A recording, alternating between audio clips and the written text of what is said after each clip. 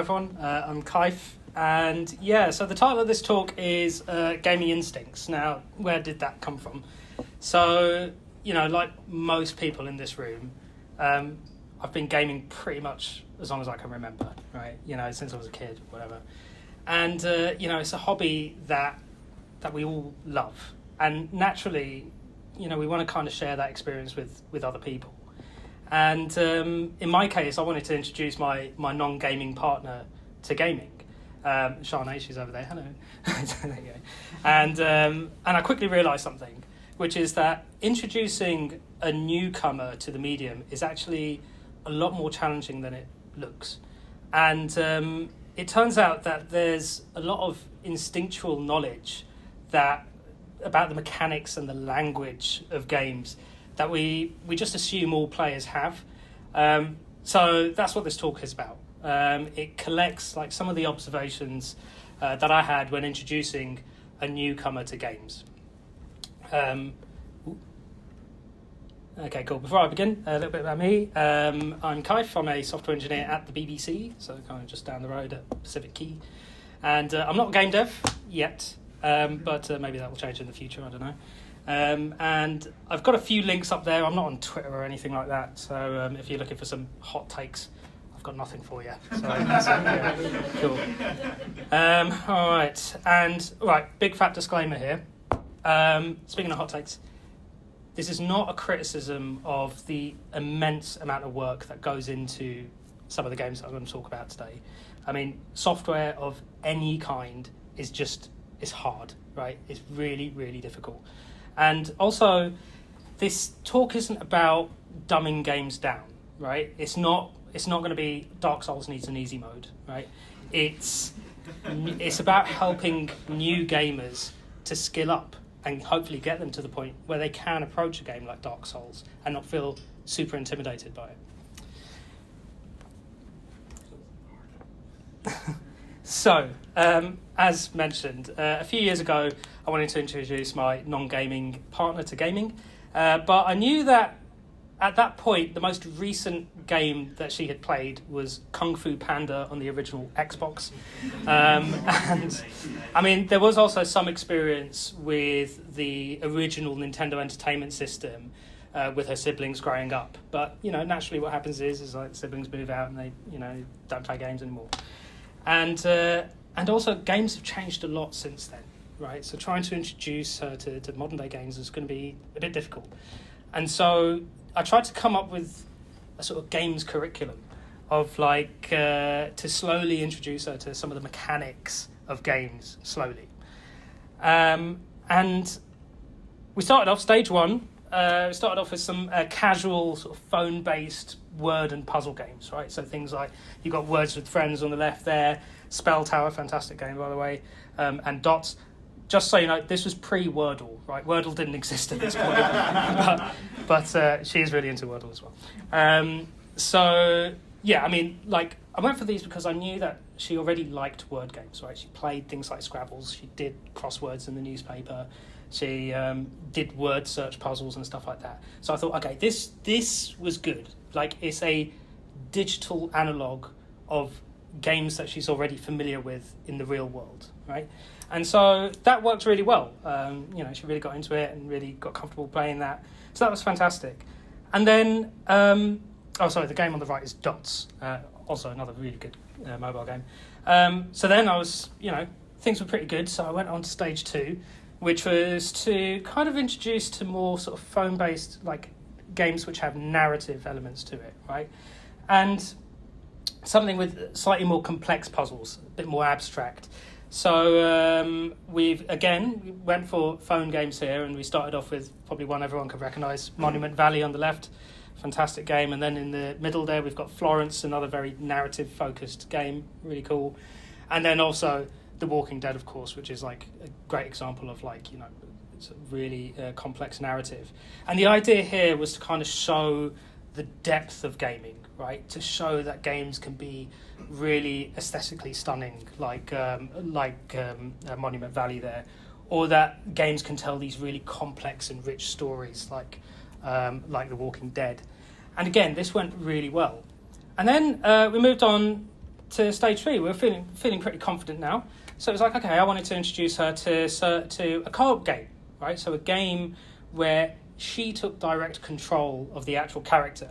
So what we've got up here is a fantastic game, of course, Snipper Clips. This was great, right? Fantastic. Really fun character design, really simple controls. There wasn't really a fail state. It promoted experimentation. It promoted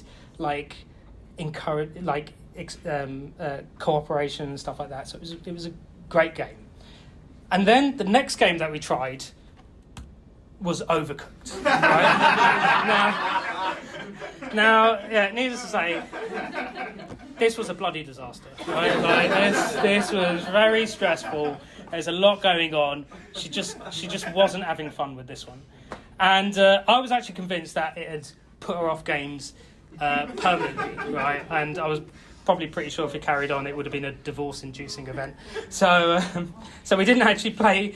To be honest, we didn't actually play much else after this game. Right, we ended up taking a bit of a hiatus. It was so emotionally scarring that we didn't play for a while. And then comes along It Takes Two. Oh, right, now this really is something special, right? This is, in my opinion, this is a fantastic game to introduce newcomers to the language of games, right? It contains basic approximation of a variety of genres, right? You've got a platforming section, you've got 3D first-person shooter section, you've got a hack and slash RPG section, and it introduces people to the mechanics of these games. But there was one thing I noticed when playing through this game.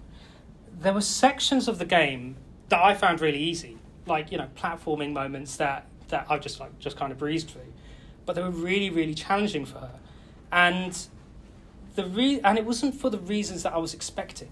So, there were occasional moments where there was a platforming section that would take nearly 30 minutes to get through. And in these sections, everything felt challenging. Even getting through this tiny little section just felt like a major event or a major achievement. And it was moments like this where she kind of felt like she just couldn't do it. But she persevered, and we finished the game, and it was a wonderful game in the end.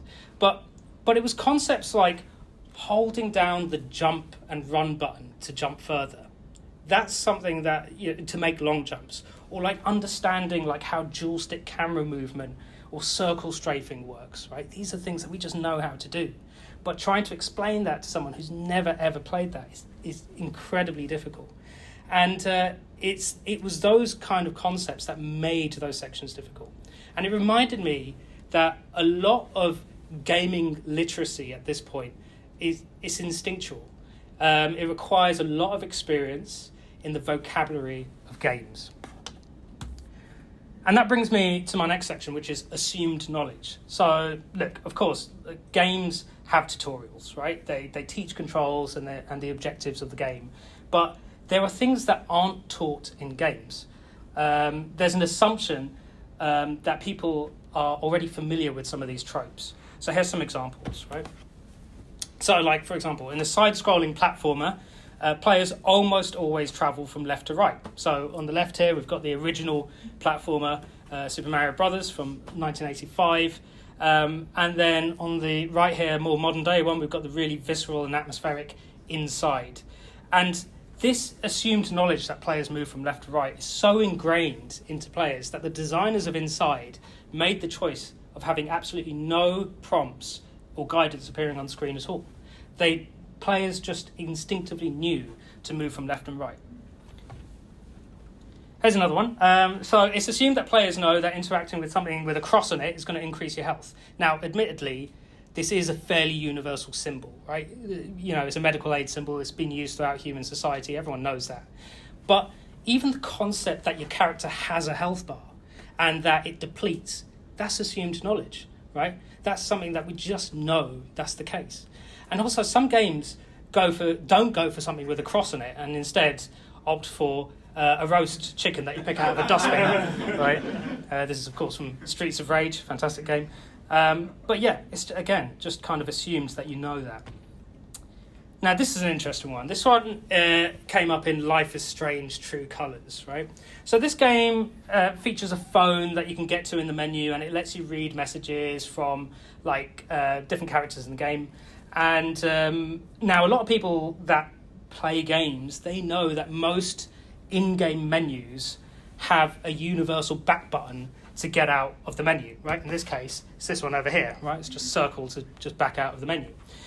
But if you're unfamiliar with this convention, you may be trying to navigate the menu focus to here. You may be trying to press the actual back button on the phone that's represented there. And again, that's because more people are familiar with phone menus than game menus, right? So it's just this unnecessary confusion with the UX at this point that could trip someone up. One more thing from True Colours, minimal loading screens, right? So, this is lovely, by the way, right? It's clearly a lot of work has gone into this animation. And, we know why loading screens are like this. You don't want an ugly bar to, ruin the really nice aesthetic of the game that you've got. But, loading bars serve a really important user interface purpose. They communicate effectively both what's happening, but then also how long it will take. And so this looks really nice, but if you aren't familiar with loading screens at first, this could be confusing. You could just be staring at this thinking, what am I meant to do, right? And if you've got a really slow computer, like I do, then you could be on this screen for 2 minutes. So yeah. Right, let's talk about glitches, right? Now, so this one is from the medieval RPG Mount and Blade, and this is known as the Skyface glitch. And this happens when the texture of the sky accidentally gets swapped out with a random texture of a face. Now, I wasn't sure if I was actually going to include glitches in this presentation for 2 reasons, right? Firstly, software, as I've said before, is hard, right? Bugs and glitches, they happen, it's just part of the software development process. We can't escape them, it's just there. And it is kind of unfair to highlight that as an issue because it's just part of the process. But also the other reason why I didn't want to include it is because glitches are funny, right? They really are just one of the most joyous aspects of gaming is watching it break, right? So if you're new to the medium, this can be a bit confusing when you're experiencing them for the first time. So imagine you're playing Fallout New Vegas and you're having a conversation with a character in a crucial part of the storyline, and then this happens, right? It might be a little bit distracting. Or imagine you're exploring a faithfully recreated New York in Spider-Man, and then you see this. There we go. Whoop. Yeah. Hey, there we go. Right. And then, or imagine you're playing FIFA with your 9-year-old nephew, and then you see this.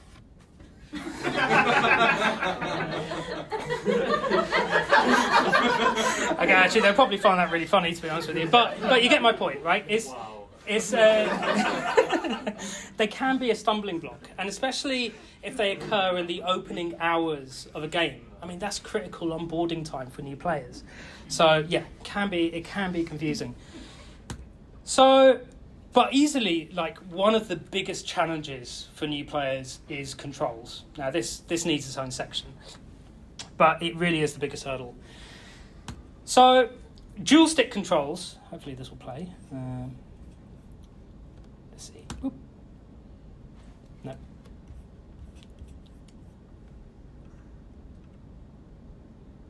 Oh no! Unable to play video. You horrible thing. All right, never mind. That's all right. Well, the video that I had there was someone playing Portal for the first time, and they were trying to do dual stick controls, right? And you'll notice in the video, if it was playing, you'll notice that the player is really struggling to look and move at the same time. So they're doing that thing that you always see where players are just kind of moving around forwards, left, right. They're not using the mouse to look around or the second joystick to look around. And then when they want to look, they just stop and then look up. And it's it's really difficult for players to actually see what they're doing when they're kind of controlling the game like that. And it appears really unintuitive to them. And it's really likely, if you saw the video, that they're not having a good time. I will try and get the video up at some point, but never mind. But yeah, that could be like a massive turn off from games, right? If you're trying to play the game and you just can't actually see what you need to do. And again, games just kind of assume that players know how first-person joystick controls work. But even when games teach you the controls with like prompts and tutorials and so on, if you're new to gaming, you're not only trying to learn what button does what, but you're also trying to learn where each button actually is. So let's have a look, right? Here's a pretty generic layout for a controller. This is a Logitech PC controller, pretty generic one. But almost all controllers are kind of laid out like this now. And this controller has got a 4-way D-pad. Now, even the word D-pad is a bit vague, right? But that means directional pad, but people assume that you know what D-pad means. It's got 4 face buttons, A, B, X, Y usually, but we'll come on to that in a second. It's got 2 shoulder buttons. It's got 2 analog triggers. It's got 2 to 3 function buttons is what I'm going to call them. That's like your start, select, home, etc., that kind of thing. We'll come on to that in a second as well. We've got 2 analog sticks. And then also, really confusingly, we've got 2 analog stick click buttons. These are like extra buttons from clicking the sticks themselves. And if you're not including the D-pads and the sticks, there's 12 to 13 buttons here. That's a lot of buttons, right? And this is really difficult for a newcomer to wrap their head around.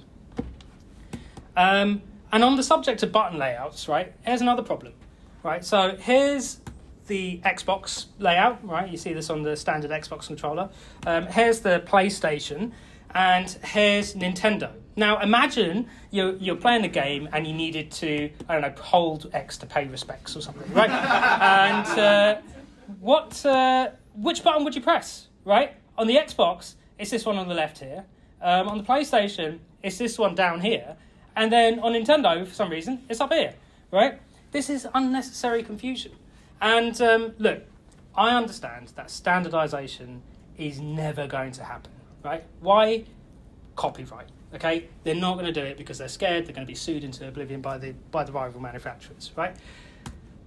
But the fear of copyright infringement has just led to this other situation, which is just incomprehensible buttons, right? What do I mean? Okay, so this is the Nintendo Entertainment System controller. This particular variant was released in North America in 1985. It was originally released as a slightly different design in Japan as the Nintendo Famicom in 1983, but it's pretty much the same layout.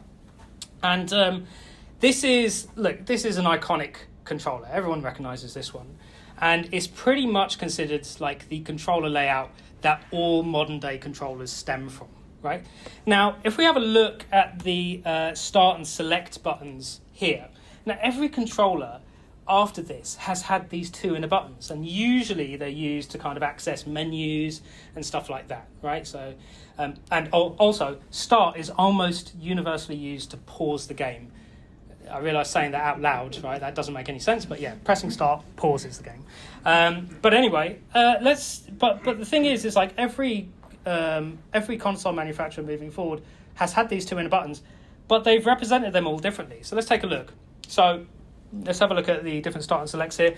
So the Xbox went for the square things on the left-hand side, and then for start, they've decided to go for the 3 lines. Now, to be fair to Xbox, the 3 lines here are what most UX designers here would probably refer to as the hamburger icon, right? That's kind of become a universal symbol for a menu. So that's good, right? We're starting to get a little bit of standardization there. That's great.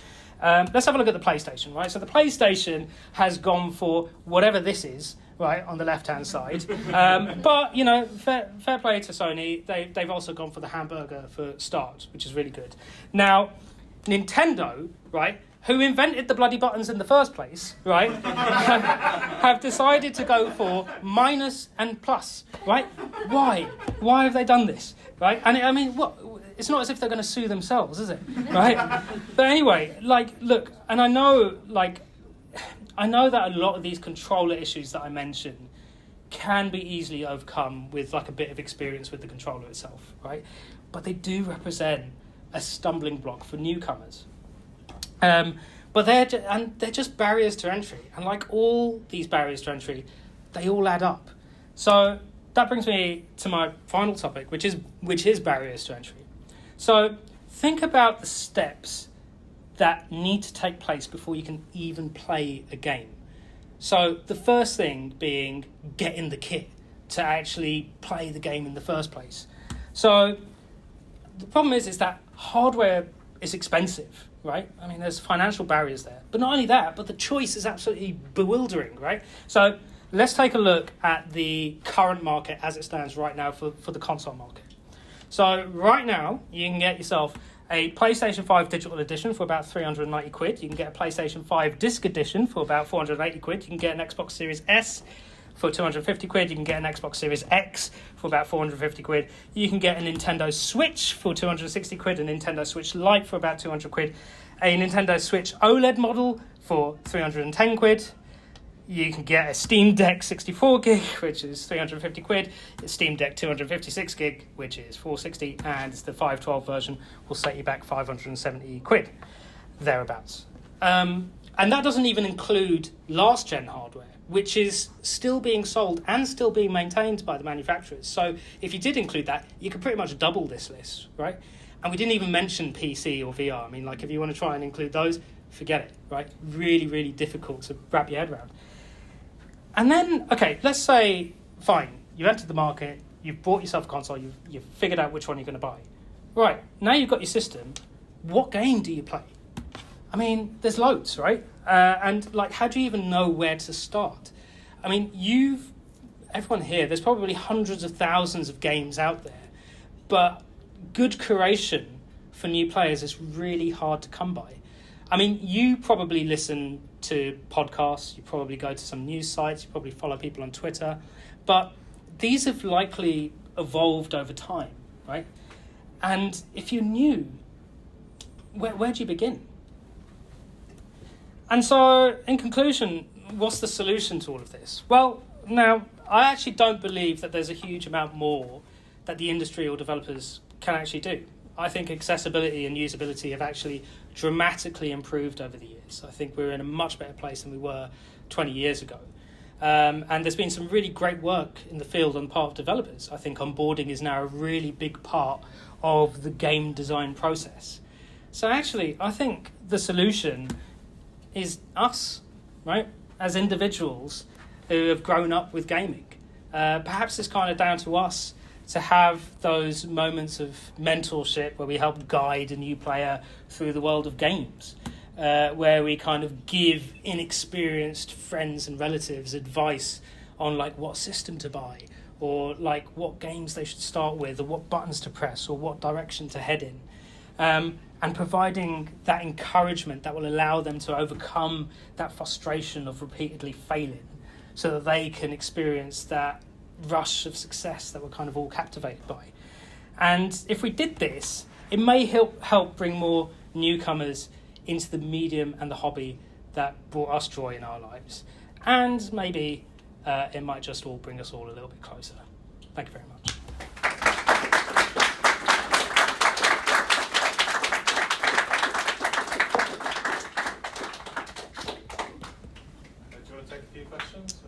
Yeah, I feel like Shanae should probably come up because she's part of the, part of the talk. No. I've not seen any of this before tonight, by the way, so this is all quite interesting to me. Questions? Yes. So how far have you come now in the journey of playing games? I've played more games in the last year than I have in my entire life, so I'd say that's a big win. I think I've learned a lot about my interest in different types of games. Like I love word games, so like I crushed him in pretty much every word game I did. But I think the narrative and the co-op games were probably the most interesting to me, more because there was kind of somebody else to play with as opposed to being by myself, even though I really enjoyed, like, Monument Valley was really cool because it's this whole world that you escape into and it's very atmospheric and you've got your headphones in and you didn't really need anyone else there. But I think with the narrative games, especially when it comes to like decision making, it's quite interesting to like have somebody to debate with and talk to about it. So I really enjoyed that. And then what was the other one we played? Unpacking. Oh, Unpacking. That was really, yeah. I really enjoyed that because there was no like, there's no like means to fail. It wasn't like Uncooked where I'm just like, oh shit, everything's falling apart, you know. So yeah, there was very little room for failure. So I enjoyed that. Are you planning on taking it further and playing even more like cooperative, or even just you're going and buying your own system, like just buying your own games and not even telling them anymore? Like you're playing games and he just comes home and he's like, oh. And that would be my dream. Just playing Call of Duty and she's just destroying people. Yeah. Yelling at the TV. We've started playing Immortality recently, nice. which I've really been enjoying. And then what was the one that you showed with the colours? With the colours. Oh, Life is Strange. Life is Strange. Yeah. Yeah. So that one I actually bought on his account for myself, which and that was a recommendation from a friend as one, and it was basically somebody who's also new to the gaming community, also a woman of colour, and was trying to basically get more women into games. Yeah. And she was finding it really difficult to break in, and she gave me a few recommendations. Really good So. that it's got like the series that you can keep going through. Yeah, but I think the main thing was that personal recommendation that kind of made it a bit more like, oh, okay, maybe this is something I can play because she's new to gaming, I'm new to gaming, and, you know, I didn't feel like such an imposter. So, yeah. Yeah. So when you decided to go for Overcooked, Yeah. why not start with Stardew Valley? Do you know? Perfect couch co-op game. The problem was I hadn't played Overcooked at that point, and I thought, okay. this seems like a nice, fun, co-op game. No. Yeah. I too have suffered through Overcooked co-op. Yeah. Yeah. No, it's way too stressful. Although there was the cake game. Cake Bash. Cake Bash. Okay. I mean, it was semi-stressful, but it was more fun because I like baking, and I was like, okay, yeah, sprinkles. I like this. Like, it felt less threatening than like a fire erupting in your kitchen. So, yeah. So do you think you've got to go in like a handheld way and you can go like Cooking Mama and stuff like that if you like cooking and baking? Potentially. I haven't shown you Cooking You Mama haven't yet. shown me that I'll yet. show you Cooking Mama, Yeah. yeah. If you like baking and cooking way, Yeah. Cooking Mama like run would be very good. Yeah. Might give that a go. Yeah. Oh, okay. Yeah. Add to the list. Yeah. Okay. Awesome. Have you tried any walkthroughs? And if so, like, sort of, how have you found those in terms of instructions? Like, do you find them useful, or have you sort of prepared having somebody else kind of explain it? Oh, walkthroughs like. Like on YouTube, you can watch someone like Oh. walking through the game. Yeah.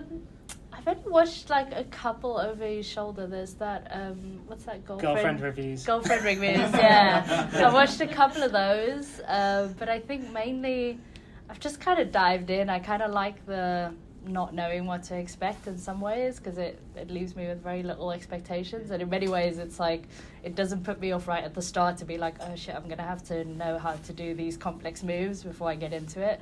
So it's just kind of like I'll cross that bridge when I get there. It's nice to have some surprises. Yeah, exactly. So that's been quite nice. Yeah. Yes. As somebody who's grew up playing games, playing co-op, for example, with somebody who's less experienced, do you have any advice for how you help them through things that just kind of feel natural to you and are quite hard to explain or hard to help with, essentially? I think just lots of patience, firstly. He's been very patient with me.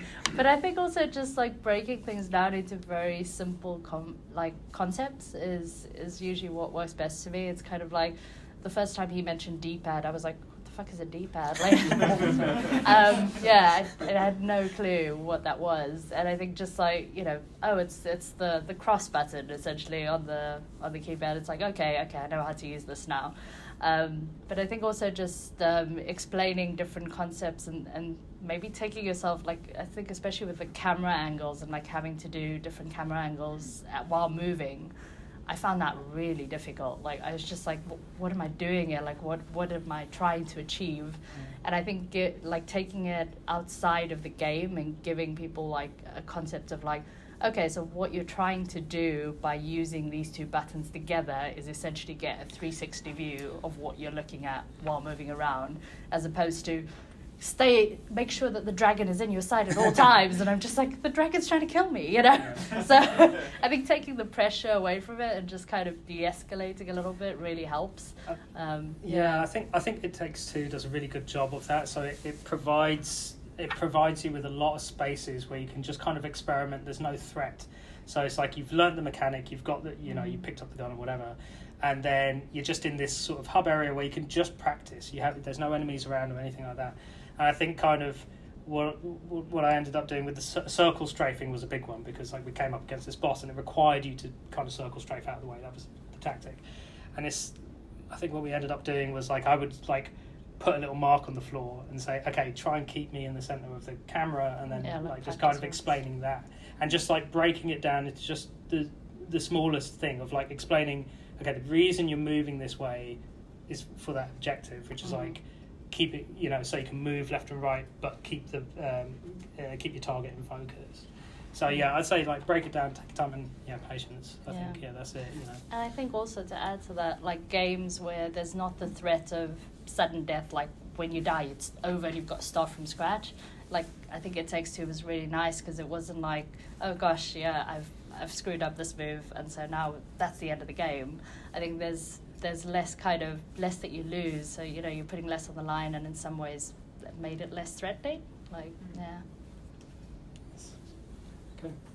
Well, thank you. Thank you. Cheers.